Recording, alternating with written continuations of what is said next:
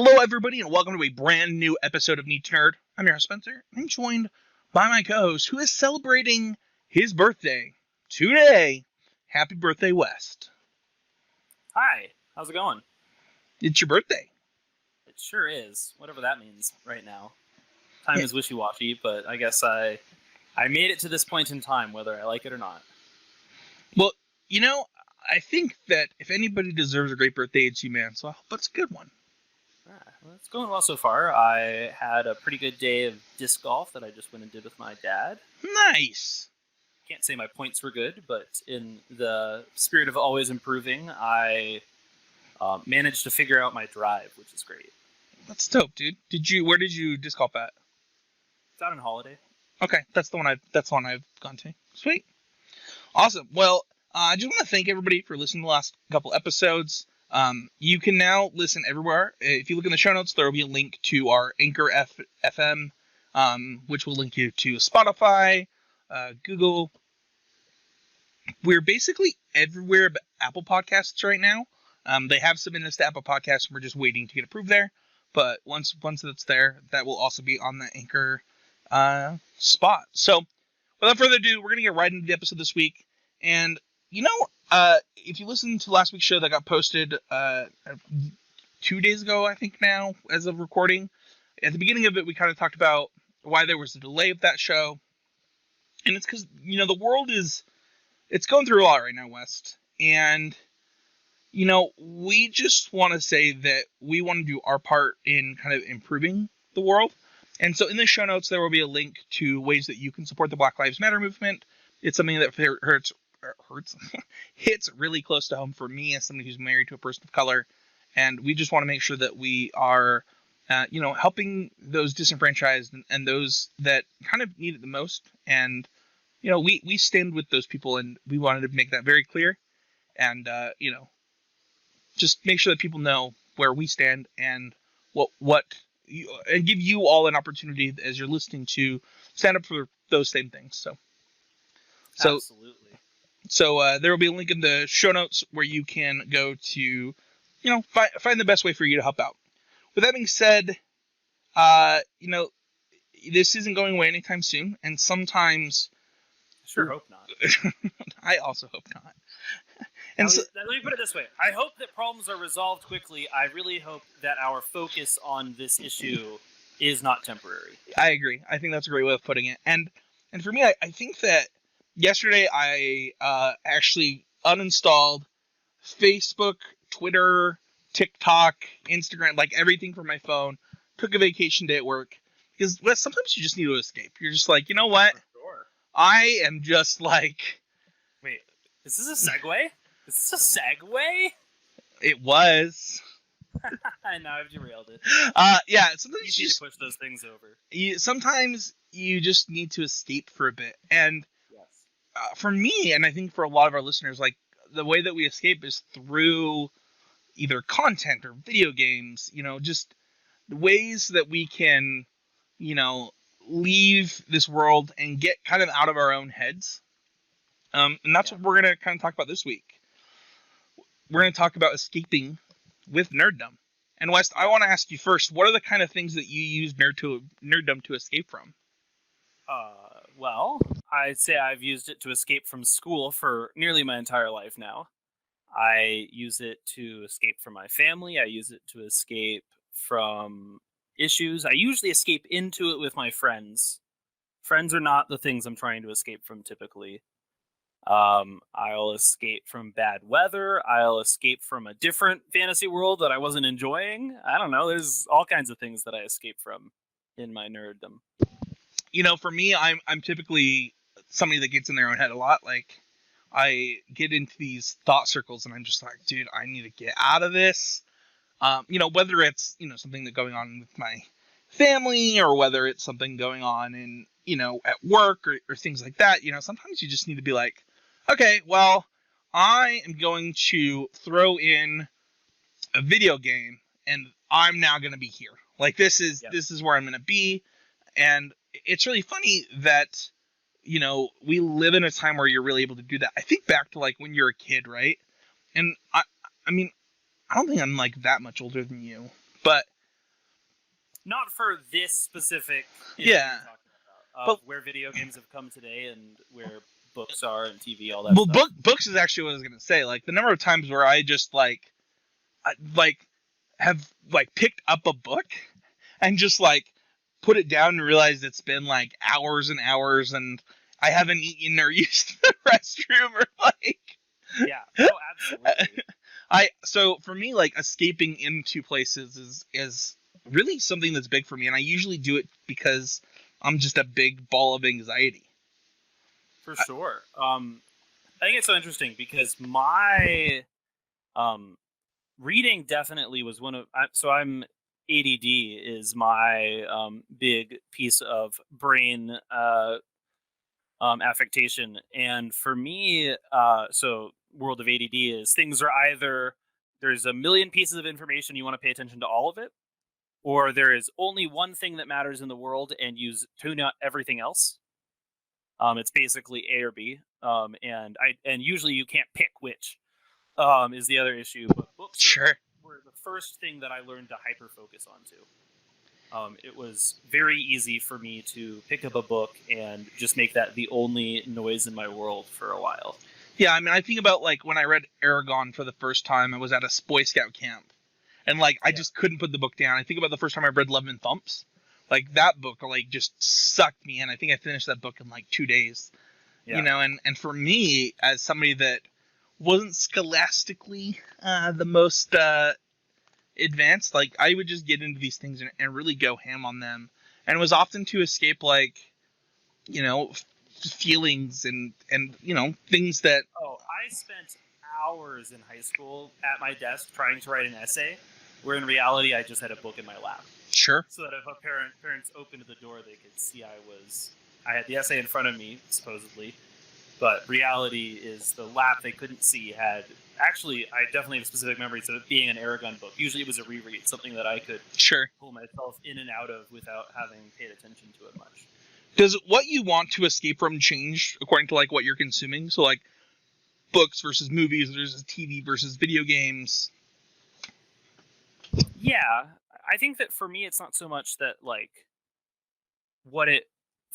I think that there were always like tiers of ways to escape, and it was about whether or not I could access those higher tiers like without pulling parental aggro or the amount of time it takes to really get into it, that sort of thing, right? Like I think I would always prefer escaping into a tabletop role-playing game over anything else, right?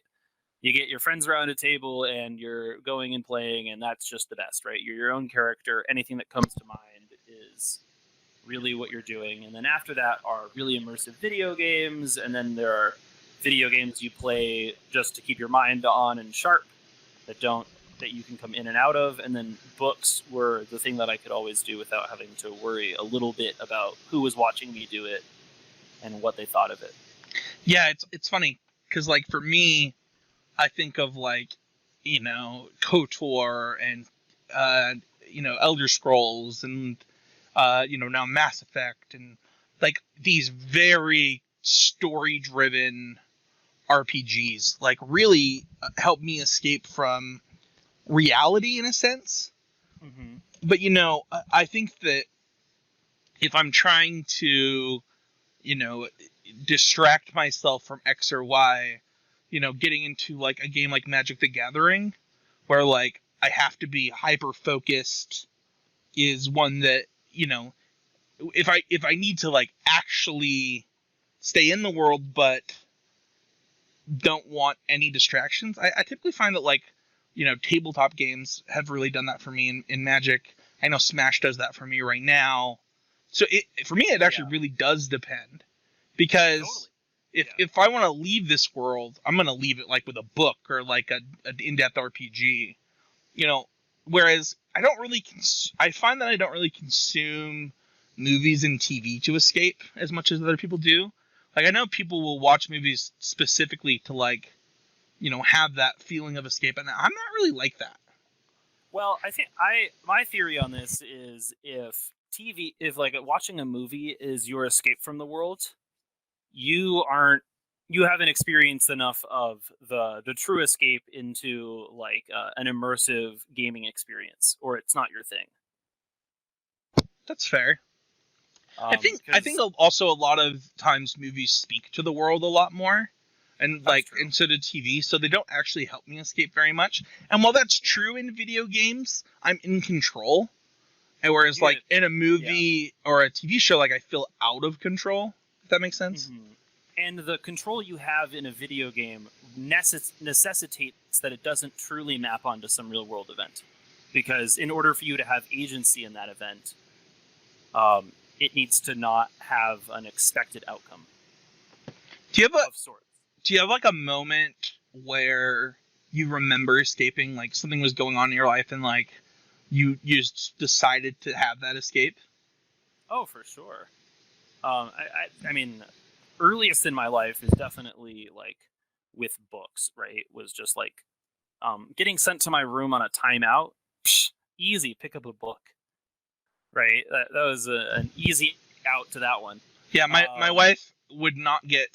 My wife's punishment was to have to leave her room and her books were taken away. yeah, So that's never one my parents felt comfortable doing. They never felt comfortable saying cutting off my access to books. sure. Even when it started getting to the point of them discovering like me awake at 2 a.m. with a book in my hands. I guess that's another thing I would do is if I was dreading the next day, I would stay up way too late with a book. Sure. I have found myself over like the last, you know, couple years really like using escapism a lot more. As my job has gotten way more stressful, just taking some time to like throw in Breath of the Wild or go play Mass Effect or um, you know, listen to an audiobook or even just reading, one of my favorite Star Wars books again has really helped me uh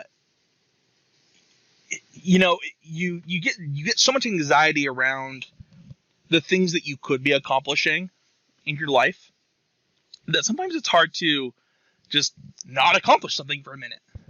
Yeah, I think that's why over last several years of my life, have always been drawn towards those games where you're polishing a skill, like Magic, right? Where you're playing to learn, you're playing to practice. Whether or not that playing is good practicing and good polishing, as you've discussed in other podcasts many times. Um, Definitely, I prefer that escape being around a skill in a lot of the time because it makes it feel useful towards a larger goal I have. Where Do you think that the amount of nerddom there is to consume now makes it harder to escape because you feel like you're missing out on something else every time you do something? Well, that's for sure. Certainly, there's usually and being part of like discourse platforms like Twitter, right, where there's a talk of the town. Right. Often many conflicting talks of the town, but right, like all of your friends are in on this thing, and you feel a pressure to be in on it. Um, I've drifted away from following that. I'll take recommendations where it goes. Right. But it's been a long time since I've gone in on like a multiplayer game with my friends. Sure. I mean, I think that like, a really good example of this is, Tiger King happened, right? Where Yes, like, I assume you it was didn't so watch long Tiger. ago. I It have not watched wasn't. it. It was not that long ago. Hey, time is an illusion. Well, It's only how I feel. the sheriff came out last week and confirmed that the spoilers, the will of Carol Baskin's dead husband was in fact forged by her. So, stuff getting real out here in the Tiger King world, Sure. fam. But you know what? I mean, there's a big block of nerds that really like their true crime. That's for sure. That's true. I mean, I think that like one of the things. I mean, Tiger King is a really good example of escapism. Like you escape into this like thing that you can't believe is real that's really happening. I mean, reality TV really does that, where it's like, I mean, how else does Keeping Up with the Kardashians make sense, right? It's like, it's so absurd that this is the life that somebody else is living, and it lets you escape the life that you're currently living. And that's Are you true. familiar? Go ahead. Sorry. I was going to say that's true, and that's true across everything that you could consume. I think that's the dichotomy of good reality television versus fiction, right? Good reality television focuses on an unlikely possibility, right? Something that's really happening, and you're like, no way is that actually happening. And then fiction focuses on likely impossibilities, right? There's zero chance that it's really happening, but you can believe that world exists. That likely impossibility, right? The hero goes on a journey and beats the bad guy is a likely impossibility. We know it's impossible because we've not seen it very many times in history, and but it's likely because it's a story that resonates in our hearts. Do you find that escaping works for you? Like when you sit down and read a book and the book's over, you probably feel a little accomplished that you read a book, but are you also happier? Like, did it actually serve the purpose you were trying to serve? So that's a really interesting point. For me, this goes to like the making your time feel useful. Mm-hmm. I feel like I consume stories nowadays to gather viewpoints. Mm-hmm.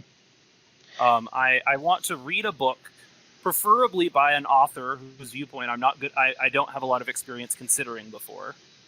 And I want to walk away with it with a sense of what it is like to be someone who is not me. Okay. And sometimes that makes me happier because someone who's not me lives a more charmed life than I do. And sometimes it makes me unhappier because that person, or they overcame really challenging obstacles. That's also a thing that might leave me happier. But often, and really good fiction I read nowadays leaves me with a much more middling feeling, one of a greater sense of the world, but not necessarily a happier one. You know, I am trying to get away from doing exactly what you just said. Like, I want to more often just do things for my own enjoyment and selfishness. Like, too often I'm trying to improve, or I'm trying to learn, or like, and I give no time just like I just want to waste more time. Like, and by that I like the idea of wasted time just blows my mind. Because like, you know, think of all of the amazing memories you made as a child just doing stuff to do it. Yeah. And I think I see what happens. Exactly. And I think that, you know, for me, I more often need to find a way to do that. Yeah. No, you're right. Like, even like a lot of like the television I've watched and the book series I've read, you read it to participate in the conversation even, right? Like there's some group of people that are talking about something and you aren't in on it yet. And so you have to go and consume basically socially assigned reading in order to be able to participate in the conversation. Instead of picking your own thing. And often that's a really fun journey that you're going on, right? Like watching The Witcher because everyone was talking about it, right? Was awesome. Right. Great season of television to watch. But at the end of it, I didn't feel actually like I was richer by having access to that discourse now. Yeah. I mean, I watched The Witcher by myself and then with my wife, and it was pretty great for me. But, you know, I did it at the recommendation of a lot of people. At the same time, you know, I'm watching Dexter right now and Brooklyn Nine-Nine right now. Nobody's talking about that. And I'm like, I saw a good Brooklyn Nine-Nine tweet today. Did you? Yeah, someone saying season 8 of Brooklyn Nine-Nine should just be all of the same characters, but now they work at a 99-cent store, and they never talk about how they used to be cops. Well, my point is like, you know, I certainly don't watch Brooklyn Nine-Nine to, you know, improve myself as a person. Mm-hmm. And I don't know what possible life lesson Dexter could teach me. But both of them murder people. But both of them do a really good job of, you know, just taking me out of it. And I want to do more of that, which is why, I elect to do something like that. And, I think that we as people need to do that more often. If you like something and you want to tell people you like it, that's awesome. But I mean, I watched the first season of 13 Reasons Why because I felt pressure to do so. And it wrecked me. Somebody that, not a fun television show to watch yeah. if you are already vulnerable in your mental places. Well, not only that, but like my best friend, my best friend and cousin took his own life. And so it was like this really personal, like, I was not ready for this. And, when the second season came out, like, I started watching it under peer pressure and I stopped. I was just like, I'm not doing this. And then I found that same thing happening with Westworld. I watched the first season of Westworld. I hated it. I was like, this show is not it for me. And then the second season starts and I did the same thing. I started it and I'm like, why am I watching this? Like, this is not making me happy. This is not helping. And so often I think that we force ourselves to like something because, or dislike something because of social norms or because, we feel like that's our place in the world. Imagine that one guy who came out of the Aragon movie being like, I liked it. I've read the books and I liked it. And how awesome that person doesn't exist. That person doesn't exist. That's like saying somebody walked out. I mean, I sent West a TikTok of a Last Airbender thing the other day. It was great. And, it's true. Looked very pained. That's how I felt watching that movie. But my point is like, you go into these experiences, why do you pick up a book? It's for that escape feeling. And I think that, you've actually brought up a really good point. Like when we force ourselves into situations where we have to consume something because everybody else is consuming it, we're actually not getting that escape. We're actually doing something to enter into a discourse rather than to appreciate the art or the medium in which we're consuming. I think that's like a big difference in the texture of recommendations today, right? It used to be that like you would say, hey, I'm out of books. Friend, what do you recommend? What have you read recently, right? And they say, try this book. And then you go and you read that book and then you finish that book and it's all in your own time, in your own space. And then when you go back, you have a conversation about it. But each person approached that book on their own terms and in their own time, right? Especially back when, but now things are so fast that something hits the market. You have a 2-week window to consume that content and be part of the conversation. I think before the next thing releases. I think that about video games all the time, where it's like, I waited for Fallen Order to play it. I waited for Kakarot Now to play it, and I don't know. I don't know why we have to be the first to do, or one of the first to do and consume everything. It certainly doesn't help me enjoy it. It certainly doesn't help me enjoy it more. No, people who do it for their jobs have to be, right? Sure. If your job is drumming up discourse in this content area, right, you have to be on the leading edge. Otherwise, you don't get the looks. So, Wes, to wrap this up, how are you escaping during COVID? Like, how are you distracting yourself in the world where you're stuck in your house or another house all the time? Like, what are you doing? Well, I've been doing it kind of badly. Let me put it that way. I have played a lot of Magic over the last few months, but I've done nearly all of it with my Twitter feed open next to it. So I've been playing Magic, and I've been playing Magic because it's something that my mind that's familiar. It's easy to focus on. I can do it. I learn. I feel part of something. I'm able to participate in the Magic discourse. Sure. I was gonna say that doesn't feel like escaping. That feels like staying connected. I'm saying I don't think that's bad. It's okay to try and also stay connected during a time where it's hard to both stay connected and escape, right? Mm-hmm. For me, I think the true escapism value is where I've been getting is I've been playing lots of Dungeons and Dragons. Yeah. Which is like my therapy. I have therapy, thank God, but I also have D&D as this lovely time where none of my real life matters, and I get to worry about the problems of somebody else. Yeah. For me, I've been trying to play more video games.